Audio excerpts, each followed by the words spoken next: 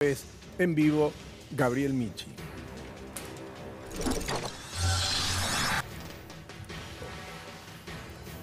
Hola Guillermo, sí, buenas tardes. Acá estamos a apenas 4 kilómetros de la frontera con Gaza, en donde ya no se puede pasar más allá de este lugar porque es donde los militares te dicen de acá no se puede avanzar más porque a partir de acá comienza el territorio donde se despliega todo el equipamiento militar y todo el operativo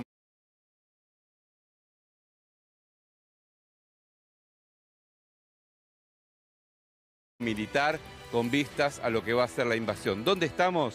En la entrada de dos de los principales kibutz que fueron atacados por Hamas el sábado pasado, el kibutz de Nahal Oz y el de Kfar Aza. En el Kfar Aza murieron más de 70 personas, más allá de los que fueron secuestrados. Y en Nahal Oz también hubo decenas de muertos y desaparecidos.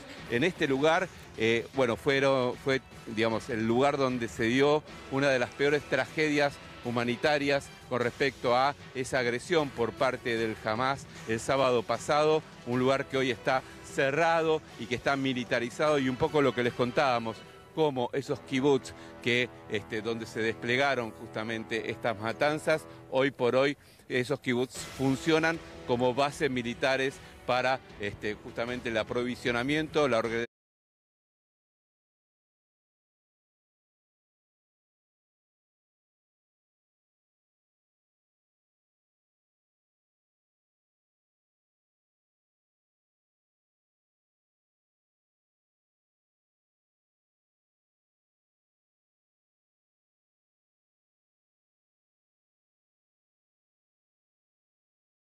de Nación y el operativo de los policías y particularmente de los militares, más que de los policías, para lo que va a ser la próxima incursión sobre la Franja de Gaza, que les decíamos está entre 3 y 4 kilómetros aquí de donde estamos nosotros. Nos pidieron máximo recaudo en materia de seguridad. Se escucharon por lo menos 3 bombas desde que llegamos nosotros acá, pero bueno, esto es un poco el lugar, que es la entrada a esos kibutz que fueron totalmente arrasados por Hamas, matando a familias enteras, secuestrando a otras, asesinando niños, asesinando bebés. Allí están esos dos kibutz, tanto el de Nahal Oz como el de Kfar Aza. Hasta aquí queríamos llegar para mostrarles también la geografía que cambió por completo. Vos, Guille, me lo preguntabas en la salida anterior, ¿qué está pasando? ¿Dónde están las bases operativas? Bueno, en algunos de estos kibutz que hoy por hoy se convirtieron en bases militares. Fíjense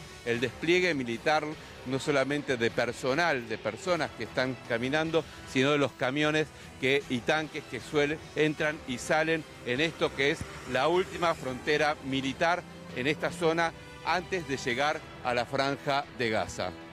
Ahí estamos viendo ya el despliegue de soldados. Antes habíamos visto en el costado de la ruta donde estaba Gabriel el paso de los tanques y el material de infantería, más la logística. De hecho, lo estamos viendo en la imagen que se replica abajo a la izquierda, pertrechos militares que van llegando a ese lugar donde ahora está Gabriel Michi. Ese es el teatro de operaciones de donde se va a iniciar este movimiento hacia la Franja de Gaza vía terrestre. Este va a ser el camino que se seguirá para llegar por tierra, mientras que se espera también una incursión marítima y por supuesto una incursión aérea con bombardeos. Es una cuestión de tiempo, es inminente que eso suceda. Algunos lo esperaban para anoche, pero el movimiento que se está viendo hoy en la ruta y en el lugar donde se está montando el centro logístico nos está indicando que necesitan unas horas más y al mismo tiempo tal vez, ojalá, esto es una expresión de deseo, se abran algunas puertas para algún tipo de negociación para ponerle coto a esta situación, porque la violencia se ha desatado por completo a partir de la incursión de Hamas en territorio israelí, y lo que se espera es una respuesta muy grande, muy seria, extremadamente violenta de parte de Israel. Es más, hay un sector de la sociedad, en el marco de una gran disputa interna que ya existía en Israel, que está pidiendo precisamente que esa incursión sea de esa forma. Gabriel Michi sigue trabajando ya casi en la frontera, 4 kilómetros nada más de Gaza, donde el despliegue militar es más que obvio. Exactamente, Guille. Bueno, y se escucharon mientras recién estábamos con este relato las explosiones de las bombas que están cayendo también sobre la Franja de Gaza. Recordemos que desde el sábado pasado, en que Hamás hizo esta incursión terrestre aquí, bueno, en definitiva pasó esto. Si quieren, vamos a ir mostrándoles también porque así como vemos este despliegue militar, van a ver que en todas las rutas, incluso en esta ruta que es semi-urbana, en realidad viene a ser, tiene bastantes partes que son rurales, está viendo también refugios para protegerse para cuando caen las bombas, ¿no? Hay paradas de colectivo y al lado de las paradas de colectivo son refugios que están justamente para quienes están en ese lugar. Y van a ver cómo son estos refugios en vivo y en directo. Son refugios de paredes de concreto mucho más anchos, que en este caso hasta los pintaron de colores llamativos en el lado de afuera, como para darle vida en contradicción con lo que tiene que ver con lo que significa esto, no estar protegiéndose de que no se caiga una bomba. Y estos son paredes de concreto muy duras que sirven de protección para las personas que, por ejemplo, están esperando un colectivo allí en la parada de colectivo y tienen al lado este refugio, este shelter, para esconderse en caso de que empiecen a caer bombas que los pongan en peligro. De estos refugios vos vas a ir encontrando permanentemente en las calles. Ayer, por ejemplo, el otro día que estuvimos en Sderot, una ciudad que estaba muy cerca de aquí, que quedó prácticamente vacía, los que tienen que ver con este tipo de refugios en la ciudad de Sderot, hay uno por cuadra prácticamente, claro. Lo que te demuestra lo que significa vivir en un lugar así, bajo amenaza permanente, y entonces la necesidad que en la vida cotidiana, donde por ahí se combina esta cuestión de tener que esperar un colectivo y al lado tener que tener un refugio de una guerra. Ahí sigan habiendo explosiones muy cerca de donde estamos, que recordemos, estamos apenas a 4 kilómetros entre 3 y 4 kilómetros, depende quién nos lo diga, ¿no? 3 o 4 kilómetros de la Franja de Gaza, en la última de las barricadas militares antes de poder ingresar en esta zona de kibbutz que fueron atacados el sábado por el Hamás, donde mataron a decenas y decenas de civiles y que ahora se convirtieron en bases militares en la previa de lo que puede llegar a ser la avanzada militar sobre la Franja de Gaza. Así que, bueno, eso es un poco lo que queríamos mostrarles. Nos dijeron que podíamos salir, pero que no por mucho tiempo, pero bueno, no queríamos dejar de mostrarles lo que es la última línea antes de llegar a la Franja de Gaza. Vos mostrabas lo de los refugios, contabas el tema de normalizar la anormalidad, por ejemplo, en Sderot, teniendo un miklat, así se le dice, un refugio cada una cuadra. Esto tiene que ver también con lo que tienen los misiles, vos los describías como rústicos.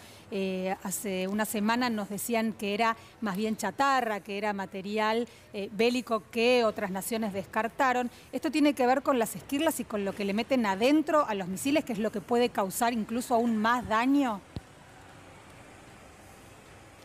Bueno, sí, muchos de estos explosivos domésticos o caseros que usa Hamás, los que más usa, digamos, porque después tiene otro tipo de misiles, pero digamos, por una cuestión hasta de costos, no valen más de $150 armar con, por ejemplo, un caño de la luz, un cohete que le ponen un explosivo y que le ponen también un direccionador. Digamos, más allá de eso, esos $150 contra unos $50.000 que cuestan los misiles que van justamente a impactar en la cúpula de acero contra esos cohetes. Mientras vemos un raro movimiento de parte de las fuerzas de seguridad allí con una persona que la están viendo en vivo directo, porque parece que es una persona que intentó meterse por la fuerza en esto que es la última barrera que decíamos antes de la frontera con la Franja de Gaza, y lo fueron rápidamente los militares a detenerlo mientras se siguen escuchando las explosiones. Pero lo que les decíamos, sí, hay bombas domésticas que son que tienen elementos básicamente así como pueden llegar a ser clavos, como pueden llegar a ser alambre, como pueden llegar a ser pedazos de metal, que al explotar lo que hacen es un efecto de municiones, digamos, esparcirse y dañar más personas o más estructuras. Esto pasa en vivo ahora, lo que estamos mostrando está ocurriendo allí mismo, hasta donde puede llegar el periodismo del lado de Israel, hasta ese mismo límite llegó Gabriel Michi. Más temprano, como les contábamos y les mostramos ahora, veíamos la llegada incesante de tanques y material pesado, que sigue ocurriendo, llegando a ese punto donde se va a desplegar evidentemente el centro logístico, el centro de operaciones, desde donde va a iniciarse la incursión terrestre a Gaza. En ese lugar está parado ahora Gabriel Michi, que nos había contado también a lo largo de estos días con su extraordinaria cobertura lo que pasó muy cerca de allí, porque esos son los kibbutz que fueron atacados por Hamas días atrás, hace una semana exactamente. Y a partir de allí, esta situación que ha conmovido al mundo y que tiene al mismo tiempo al mundo en vilo. La respuesta de Israel se está esperando desde ese mismo momento. Hubo una casi inmediata, que fueron misiles sobre algunos blancos que ellos consideraban refugios de Hamas, y luego un ultimátum para que se desplace buena parte de la sociedad, de la población civil, hacia el sur de Gaza. Es decir, que abandonen el sector norte, que hoy no goza de servicios básicos, no tiene electricidad, no tiene agua en este momento y por supuesto las comunicaciones son muy difíciles. Ya desde Gaza se informó que solamente con esos ataques el hospital o los hospitales o la posibilidad de seguir atendiendo con eficacia a la gente en este momento en Gaza es muy difícil o prácticamente imposible. Sí, y mientras le pone 2 portaaviones a disposición Estados Unidos a Israel sobre el mar, apuntando directamente a Gaza de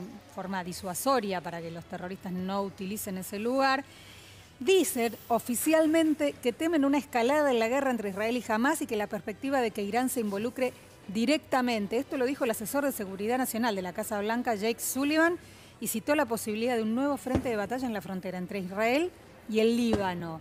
Y añadió que no podemos descartar que Irán decida involucrarse directamente de alguna manera. Tenemos que prepararnos para todas las contingencias posibles. En realidad no se puede descartar absolutamente nada ni afirmar absolutamente nada. Todo va a suceder después de esta respuesta prometida de Israel. Dale vos. Fíjense cómo están explotando los cohetes en el aire, parte del escudo de acero, de la cúpula de acero. Ven las explosiones allí en el aire de la cúpula de acero de Israel, frenando los cohetes disparados por la Franja de Gaza. Vemos por lo menos 3, 6, 7, 8 explosiones que se ven en el cielo. Ese humito blanco que se ve, que se llega a distinguir a la distancia, es el impacto de los misiles del escudo de acero contra los cohetes lanzados por Hamás desde la Franja de Gaza, que está apenas a entre 3 y 4 kilómetros de aquí. De eso se trata la cúpula de acero, y vemos también algunos restos de humo que tienen que ver con cómo han interceptado esos cohetes, los misiles lanzados desde la Franja de Gaza, con cierta frecuencia en los últimos minutos, porque se escuchan detonaciones cada vez más seguidas. Eso es lo que no pasó hace una semana con la incursión de Hamas en el territorio israelí. Hubo 4.500, al menos 4.500 disparos de misiles o cohetes desde Gaza. Muchos de ellos impactaron, muchos no, y lo que destacaban aquellos que estaban viviendo en el sur de Israel fue lo que tardó el ejército en llegar al lugar, es decir, que se rompieron lo que en ese momento eran las frágiles defensas del ejército en el lugar, porque evidentemente contaban con muy buena información y al mismo tiempo la pregunta que no se va a responder ahora, sino una vez terminada esta escalada de violencia, que es ¿por qué los servicios de inteligencia israelíes no lograron detectar una operación militar de semejante dimensión? Pero ahí está Michi, con los soldados. Sí. Les voy a contar una historia que tiene que ver con estas personas que están acá, que son soldados reservistas. Soldados reservistas que, hay que decir, eran de los que protestaban contra Benjamín Netanyahu, pero que hoy depusieron de esas críticas para acompañar a sus colegas. Vamos a hablar, acá Shlomo nos va a traducir lo que dicen estos soldados que están acompañando y ayudando a los que están por combatir ahora, ¿no? Buenas tardes. Sí, shalom. Los nombres de ustedes, השמות שלכם? ליאור, Itai. איתי ועוזי. Tal es que ellos son reservistas, ¿cómo están? Lo primero que hay que decir a estas personas, acá lo que dice, si ustedes ven, dice la protesta de los reservistas, hermanos para de las armas. O sea, esto habla de quiénes son. Ahora vamos a preguntarle. ¿Qué significa eso? מה המשמעות של מחאת המילואימניקים אחים לנשק? זו תנועה שקמה במאבק מאבק פוליטי, בהפיכה המשטרית. עזבנו את זה בצד, שכחנו את זה לגמרי, עכשיו אנחנו בישראל במלחמה, והתנועה כולה התגייסה כאיש אחד כדי לסייע בכל מה שצריך לישראל במלחמה. Es un movimiento que se creó en protesta por el golpe institucional que pretendía hacer Bibi Netanyahu, pero en este momento han dicho paremos esto y nos enrolamos para ayudar al combate, a los soldados y demás. הרבה מאוד מהחברים, יש עשרות אלפי חברים, גויסו למילואים. המבוגרים יותר שלא גויסו למילואים נמצאים בכל המעטפת ומנסים לעזור, להוציא אנשים מעוטף עזה, לעזור בציוד, לעזור בהספקה, לעזור לאנשים להגיע לבית חולים, כל מה שצריך.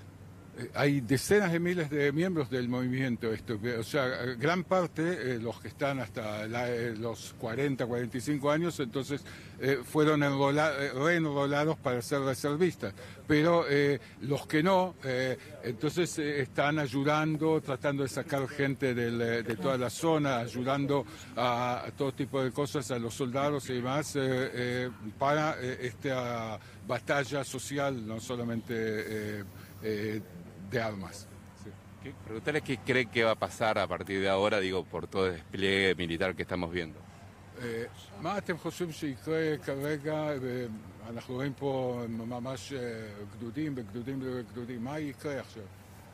אנחנו לא אנשי צבא, היום לפחות, אנחנו מילואימניקים, אנחנו לא כך מתעסקים בזה. אני מניח שאפשר לתת לאנשי הצבא ולפוליטיקאים לענות.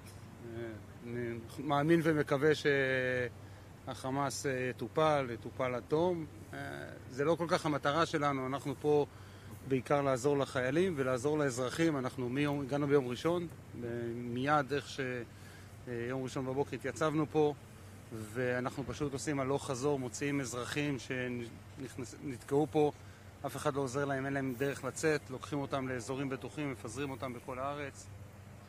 O sea, de hecho, él dice que no es, o sea, que nosotros en este momento no es que somos soldados o oficiales actuando. Entonces, simplemente, o sea, que en este momento lo que nosotros hacemos es solamente ayudar a poder... estamos ayudando a los soldados, ayudando a gente que se quedó en kibutzim y demás y que hay que tratar de sacarla. Eso es lo que estamos haciendo en este momento. Preguntarles si ellos entraron a la parte de los kibbutz atacados y qué vieron ahí, qué piensan de lo que pasó ahí. אתם נכנסתם לתוך הקיבוצים עצמם? ומה ראיתם? אנחנו קודם כל בהתחלה לא נתנו לנו, כל הקיבוצים לא היו נקיים ממחבלים ומבלגן, אז לא נכנסנו לתוך הקיבוצים. Al principio no nos permitían entrar porque había todavía terroristas, sí. עכשיו, יותר מאוחר, עכשיו לדוגמה, אנחנו פה, נכנסנו פה, רוב הזמן היינו בסדרות ונתיבות, שם אנשים היו צריכים, הרבה מאוד אנשים נשארו והיו צריכים עזרה לצאת, אז בילינו שם הרבה. רואים שם הפגזות, אין שם הרבה רכבים עם כמובן חורי ירי ופגיעות של רקטות וכולי. בקיבוצים עצמם לא נכנסנו עמוק, הגענו לשער והבאנו חבילות של אוכל וסיוע לחיילים ויצאנו, לא הסתובבנו באזורי התופת. Sí, o sea, ellos estuvieron primero en las ciudades que están alrededor y vieron, o sea, desde autos destruidos y todo tipo de explosiones que se produjeron y que destruyeron edificios, y en los kibutzim llegaron hasta a la entrada y trajeron comida y todo tipo de cosas, pero no han entrado propiamente en los kibutzim. ¿Qué piensa, preguntarles qué piensa que, bueno, qué va a pasar ahora en Gaza, si está próxima el ataque? No pueden hablar de los militares, está bien. Bueno. No es que no pueden hablar, sino que prefieren no hablar, concentrarse en lo que ellos están haciendo en este momento. Bueno, ¿y qué tipo de ayuda están dando ellos? איזה מין עזרה אתם נותנים לחבר'ה? הסיוע הראשון היה להוציא כמה שיותר מהר, כמה שיותר אנשים החוצה מאזורי הקרבות, מאזורי ההפצצות, להוציא אותם החוצה, הוצאנו אלפי אנשים במשך השבוע האחרון. אתם ולא הממשלה. הממשלה לא תפקדה, בימים הראשונים לסיפור הממשלה לא תפקדה, זה הכל היה סיוע אזרחי, ואנחנו אחד משורה של גופים אזרחיים שהגישו סיוע לעוטף. Lo que dice es que, o sea, que al principio ellos sacaron miles de personas de toda esta zona. Y yo le pregunté, pero ustedes, y no el gobierno, no el ejército, dice que el gobierno no funcionó. O sea, y no funciona. Y es por eso que, digamos, estamos tratando de ayudar. רק ימשיך מה שעוזי אמר, בעצם זה לא היה בסדר העדיפויות, היה פה לחימה והיו פה אזרחים, הרבה מאוד אזרחים בסדרות, בנתיבות, שהיו מפוחדים בבית ולא היה להם שום דרך לצאת. למעשה, כל דפיקה בדלת הם חשבו שזה מחבל, ועד שלא באנו עם החולצות והזדהינו ובאנו עם נשקים כדי ללוות אותם החוצה, הם לא היו מוכנים לצאת מהבית, מפוחדים, ואנחנו באמת היינו הארגון היחיד שנכנס פנימה ועזר להם לצאת לאזורים שקטים. Lo que dice de que al principio cuando venían a sacar gente, entonces la gente tenía miedo que otra vez viene alguien y que les va a disparar adentro. Entonces, o sea, cuando ellos vinieron y que vinieron con las camisas que son conocidas, hay que entender, en estos kibutzim, en esta zona, hay mucha gente que apoya la protesta. Entonces, la protesta contra Netanyahu. La protesta contra Netanyahu, en la cual Ahim Laneshek, hermanos de las armas, son parte de eso. Y entonces, cuando vieron las camisas, cuando hablaron con la gente, entonces les permitieron entrar y pudieron sacarlos. Agradecerles mucho de nuestra parte. Thank you very much. Thank you. Muchísimas gracias. Gracias. Bueno, un testimonio distinto, distinto. Pensemos en esto. Reservistas que están convocados, algunos de ellos para combatir, otros para simplemente ayudar, que están en contra de las posiciones del gobierno de Benjamín Netanyahu con respecto a la reforma judicial por la cual quería, en definitiva, ahogar a la justicia que la está investigando por causas de corrupción. Dicen, bueno, eso lo dejamos en un segundo plano, pero ahora hay que acompañar a los que están luchando. Y se vinieron acá, en el último punto de la frontera, a acompañar a sus compañeros de armas. En realidad ellos son reservistas, pero bueno, a quienes van a estar combatiendo, que son muchos de los soldados que está mostrando ahora Ezequiel Pisuto, justamente, soldados que vienen de distintas nacionalidades, es importante decirlo, no son solo soldados nacidos en Israel, sino que, como verán, hay soldados de distintas nacionalidades alistados en el ejército. Bueno, y estos reservistas, con una mirada crítica del gobierno, con una mirada crítica no solo por lo de la justicia, sino porque no vinieron a ayudar a las personas que habían sido atacadas acá en estos kibbutz que empiezan aquí y que fueron abandonadas por el gobierno de Netanyahu, fueron personas como ellas las que vinieron a ayudarlos y a rescatarlos en medio de semejantes masacres, ¿no? Por eso nos parecían testimonios reveladores, distintos, porque es raro ver a personas que están alistadas o que pueden ser alistadas en el ejército con una mirada crítica hacia el gobierno, pero anteponiendo obviamente la sensación de acompañar a sus colegas en un momento como puede llegar a ser lo que viene a las próximas horas con la guerra. Y al mismo tiempo revelando ese problema político preexistente en Israel, la crisis política que estaba sufriendo el primer ministro y que sigue sufriendo ahora, solo que ahora hay un enemigo externo y eso unifica de alguna manera los criterios, pero había una situación preexistente que obviamente puso a Israel en una situación de debilidad y quedó marcado en el ataque que finalmente sufrió en el sur de su territorio y que ahora obliga a esta situación y que al mismo tiempo pone en duda también muchas de las cuestiones que forman parte del sistema de seguridad. Pero claro que todo va a quedar para una discusión posterior, para una investigación posterior, para el análisis sobre hecho consumado, porque ahora las cuestiones se están volviendo cada vez más complejas, la violencia se avecina, ya se desató a partir de la incursión de Hamas. No es que nunca pasa nada, es algo con lo que conviven permanentemente, pero lamentablemente ahora esta puerta que se ha abierto tiene un futuro incierto, en todo sentido, un futuro incierto, y es cuestión de horas de que empiece esa gran escalada que ha prometido Israel, que será por tierra, será por aire y será por mar. Gabriel tiene que irse del lugar, así que lo saludamos. Muchas gracias, Gabriel, por esta cobertura. Muchas gracias a ustedes y bueno, seguimos aquí cubriendo la guerra con Ezequiel Pisuto, con el Shlomo Lundgren, que es nuestro fixer, desde aquí, desde el lugar donde se está dando esta batalla.